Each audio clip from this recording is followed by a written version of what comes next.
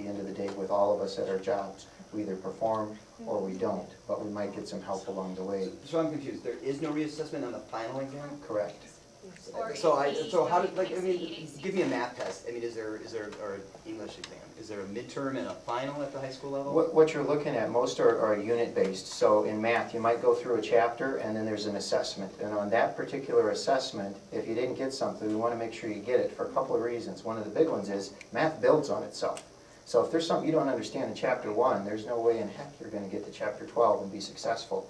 So that it's this ongoing throughout the semester, but at the end of the day, at the end of the semester, you're either going to stand and perform and stand and deliver, or you're not. And is there usually a final exam, or is it just depends on the course? And there's a final exam for every course here. Some might be performance exams. It could be a speech and a speech class, Sure, but there is a final exam. Absolutely. Is We've there a got midterm? we don't have midterms, but we have finals at first semester and finals at the end of the year. But no finals per quarter? No. And Dave, I think there's that distinction again when you're talking about formative assessments, which is... There's formative, there's benchmark, and summative. The summative is the final exam. There's no redo. Oh, summative. Yes. Okay. So And that, if you're looking for that, there's one sheet on your table, some are colored, and this is put out by Wisconsin Department of Public Instruction, and it walks you through those three terms. Formative, benchmark, summative, and it gives you some examples of what those are. This Dave too lists more. Yeah, there's a couple documents at your tables on that. Next question. Yeah. At the beginning of this, I saw a slide that, is this a done deal? And it said no in bold. Yet all evening, I've been hearing about 2010, 2011. Are you prepared to roll this out? And is it going to be rolled out high school, middle school, lower school? The rubric was new to us this year, and I have children coming home with 3 pluses, 5 minuses. What school are they in? This one? An elementary school. Okay. You know, We don't have 3 pluses and 5 School minuses gets here. out next week. Yeah. Not much. Right. Not a lot happens over the summer, but what's going to happen? Here's the way that there's a full action plan that we've designed, but what we want you to know is it is a draft format. The district leadership teams has yet to approve that document and move it forward. It has yet to be fully presented to the school board, so that's why we're having these forums. Our plan as it stands is to say, where are we the most ready to do this? And that place is the high school, because our staff has been ingrained in this for the longest. They've done the most research, they've done the most piloting, and they've gone the furthest with learning targets. There are other schools that are trying things, and that's got to be what you're talking about. They're piloting some things. But for next year, what we're talking about is here at the high school.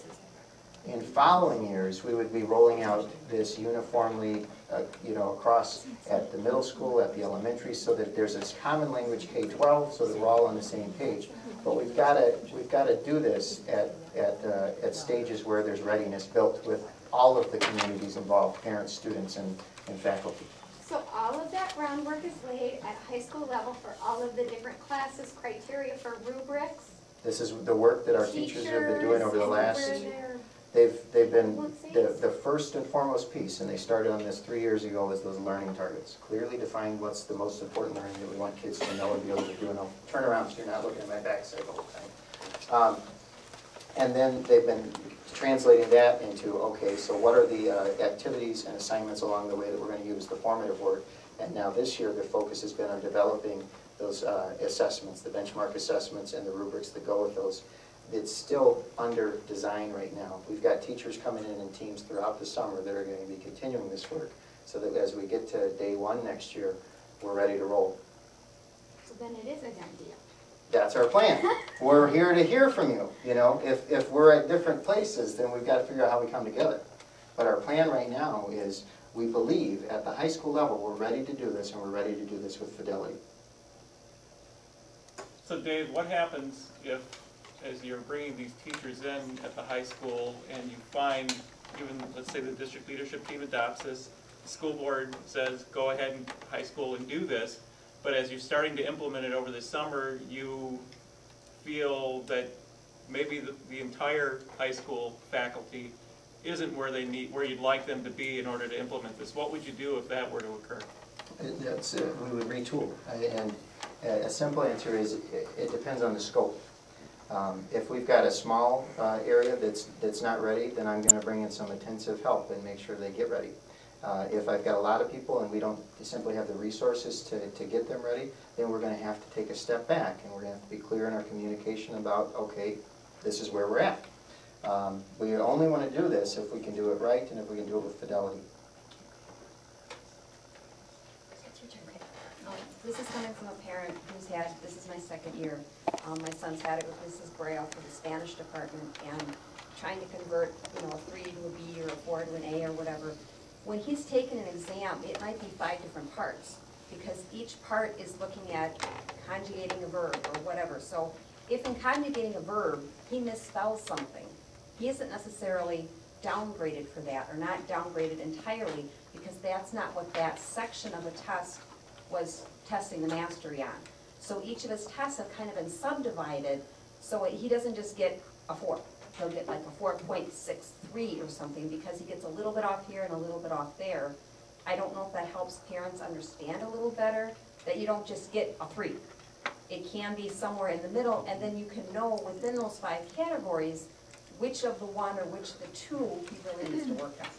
And I don't know if that's going to carry forward with all the other, like math or English, if it's all going to be similar that way where things are subdivided and it's not just one big test. That's a great point. Thank you for pointing that out. And then the point is the reporting that you get, the reporting that you'll see will be based on the specific learning target. So for math, again, as an example, in a particular chapter, there's multiple learning targets. There might be 15, there might be 20 things that the kids really need to know and be able to do. And you're not going to get just a score at the end, because if you get 1 score for all of those, it's as meaningless as the old 100-point scale. We've got to be able to give you specific feedback as a student, first and foremost, so they know what they know and know what they don't know, but so that you understand too as parents that they may get how to do a quadratic equation, but they don't get how to do a different equation.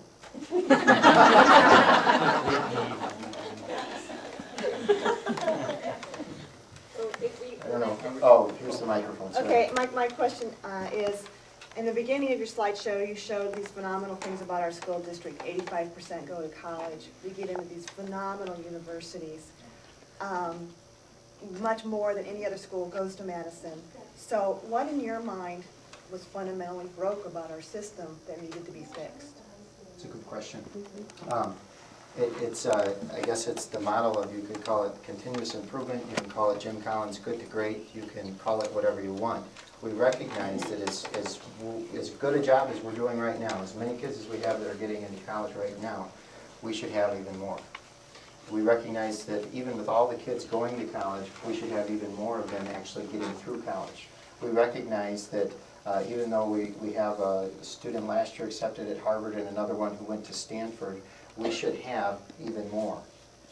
And so it's about making sure that every one of our kids, whether they were already at the top and we want to push them even further up, or they were in the middle and we want to get them up there, that they have more opportunities open to them when they leave here and that they're going to be successful in those opportunities wherever they go. We also recognize that we're in this global environment, that our kids' competition isn't in their classroom, in our school, in our community, in our nation. It's around the world, and for them to be as successful as they need to be, it's the knowledge economy. And the knowledge economy means they've got to be really, really good learners. They've got to be able to understand how to go out to a whole new content that they've never seen before and understand it, not just at a surface level, but very deeply. And so we've got to train them to be the best learners possible.